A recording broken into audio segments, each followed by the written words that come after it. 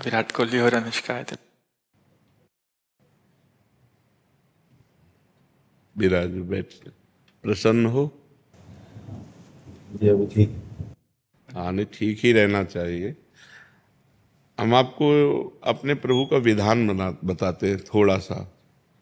जब प्रभु किसी पर कृपा करते हैं, ये वैभव मिलना कृपा नहीं है, ये पुण्य है।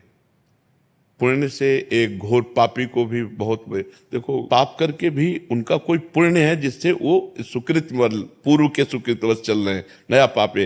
ये वैभव बढ़ना या यश बढ़ना ये भगवान की कृपा नहीं मानी जाती। भगवान की कृपा मानी जाती है अंदर का चिंतन बदलना, जिससे आपके अनंत जन्मों के संस्कार भस्म होकर और अगला जो है वो बड़ा उत्तम होगा। अंदर के चिंतन से होता है, बाहर से कुछ नहीं होता। महत्व अंदर का चिंतन। अच्छा, अंदर का चिंतन हम लोगों का स्वभाव बन गया बहिर्मुखी। बहिर्मुखी मतलब बाहर, बाहर यश कीर्ति लाभ विजय, इससे हमको सुख मिलता है। अंदर से कोई मतलब नहीं रखता कोई, कोई विरला ही अंदर से। अब क्या होता है, भगवान जब कृपा करते हैं तो संत समागम देते हैं, फिर दूसरी जब कृपा होती तो विपरीतता देते हैं, और फिर अंदर से एक रास्ता देते हैं, ये मेरा रास्ता है, ये परम शांति का रास्ता है, ये शांति का रास्ता नहीं। भगवान वो रास्ता देते और जीव को अपने पास बुला लेते हैं। बिना प्रतिकूलता के संसार का राग नष्ट नहीं होता। किसी को भी वैराग्य होता है तो संसार की प्रतिकूलता देखकर वैराग्य होता है। सब कुछ हमारे अनुकूल है तो हम आनंदित होकर उसका भोग करते हैं। जब हमारे ऊपर प्रतिकूलता आती है तब ठेस पहुंचती है कि इतना झूठा संसार, तो अंदर से भगवान रास्ता देते हैं, ये सही है। भगवान बिना प्रतिकूलता के इस संसार को छुड़ाने का कोई भी औषधि नहीं रखी। आज तक जितने बड़े महापुरुष हुए हैं, जिनका जीवन बदला है, उनको प्रतिकूलता का दर्शन करके बदला है। तो कभी प्रतिकूलता आए तो उस समय आनंदित हो कि मेरे ऊपर अब भगवान की कृपा हो रही है, कि मुझे सतमार्ग में चलने की प्रेरणा मिल रही है। अगर सतमार्ग छूटा हो, ये सब तो एक सेकंड के लिए आप विचार कीजिए। अब अपना सुधार कर लो, अपने जीवन को सत्य में ले आओ, तो अगला जो होगा वो बहुत जोर का होगा। चाहे जन्म हो तो श्रीवान कुलवान धनवान वैभव संपन्न ऐसे, और भक्ति की अनुकूलता, भक्ति की अनुकूलता।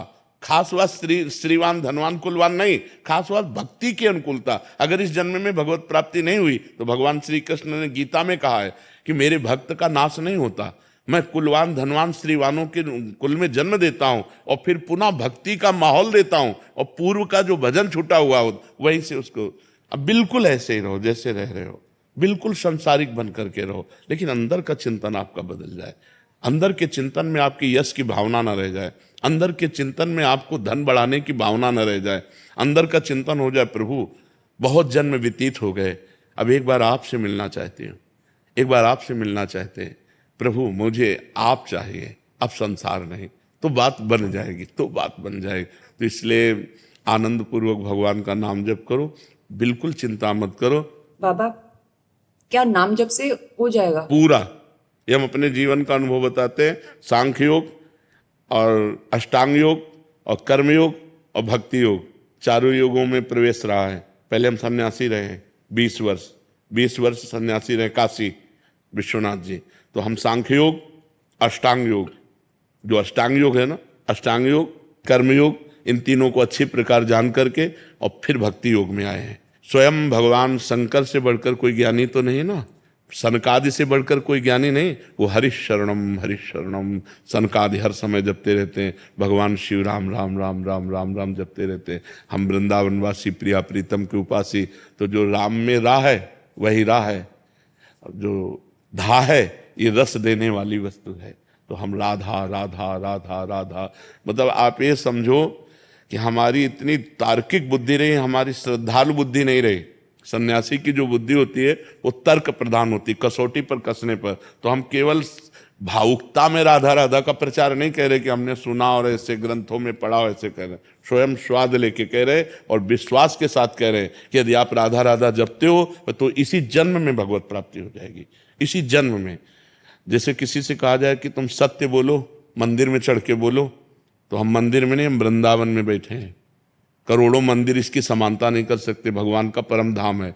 अगर राधा राधा नाम चल रहा है तो इसी जन्म में भगवत प्राप्ति हो जाएगी। हमारी आखिरी श्वास यदि राधा, तो मुझे श्री जी की प्राप्ति, भगवान की प्राप्ति हो जाएगी। इसमें कोई संशय नहीं और किसी साधनों की कोई आवश्यकता नहीं। आप केवल अंदर ही अंदर चलाइए और लिखिए। देखो, हम जो कह रहे हैं उसको समझो।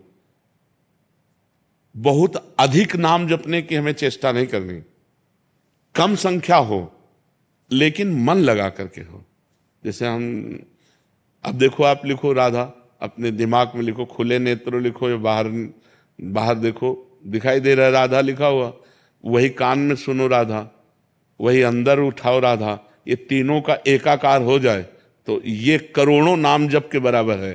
देखो, जैसे हम बोला राधा, ऐसे हम 1000 राधा नाम बोले तो हम बोला राधा, ये उपांशु है, इसे उपांशु कहते हैं। राधा राधा राधा राधा 1000 बार, ये उपांशु हुआ। अब ये ऐसे उपांशु हम 10,000 बार